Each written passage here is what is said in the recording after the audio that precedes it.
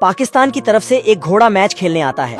ये कैसे हो गया? अंपायर घोड़े को खेलने से मना करता है, लेकिन रूल बुक में लिखा था कि घोड़ा भी मैच खेल सकता है। ओ भाई! घोड़ा पहली बॉल नहीं मारता है और दूसरी बॉल भी छोड़ देता है। ये सब देखकर दूसरी टीम का कैप्टन पुष्पराज बहुत खुश होता है। झुकूंगा नहीं। लेकिन घोड़ा तीसरी बॉल पर छक्का मार देता है और बॉल जमीन में धंस जाती है। और उसके बाद घोड़ा इतने छक्के मारता है कि पुष्पराज एकदम इन्होंने वक्त बदल दिया, जज्बात बदल दिए। घोड़ा अकेले 200 रन मार देता है, जिससे पुष्पराज काफी टेंशन में था। इंडिया की बैटिंग आती है तो पुष्पराज अपने बेस्ट खिलाड़ियों को भेजता है। सभी मिलकर 199 रन बना देते हैं। अब एक बॉल पर 1 रन चाहिए था, लेकिन पुष्पराज दौड़कर 1 रन कंप्लीट कर लेता है और मैच जीत जाता है। पुष्पा नाम सुन के फ्लावर समझे के सज धज के सभी शादी में पहुंचते हैं। इधर दुल्हन भी तैयार हो चुकी है। हे प्रभु! शादी में पहुंचते ही गैंडा अपने काम पर लग जाता है। इधर दुल्हन के फूफा जी डीजे चालू करने को कहते हैं। बंदर और मुर्गा डीजे चालू करते हैं, तारों का चमकता गहना हो, जिस पर दूल्हा दुल्हन डांस भी करते हैं। फूलों की महकती वादी हो।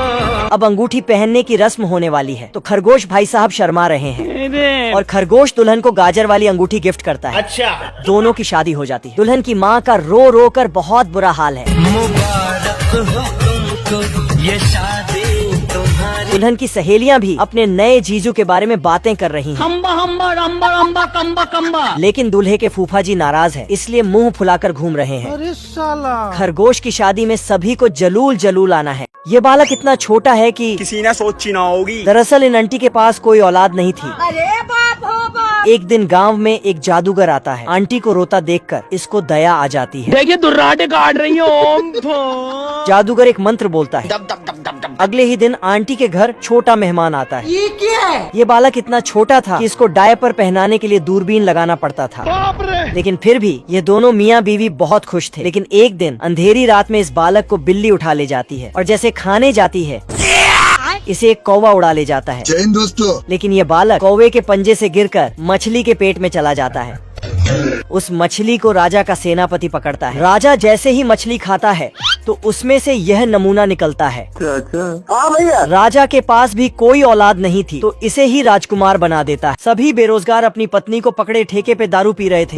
तभी वहाँ पर कल्लू लुटेरा आ जाता है और सबको मच्छी की भांति उठा ले जाता है। नो नो नो ये दोस्तों, ये है भिड़े के जमाने की बैंक, जिसके कल्लू चोर अपने डायनासोर के साथ बैंक का सारा पैसा लूट लेता है।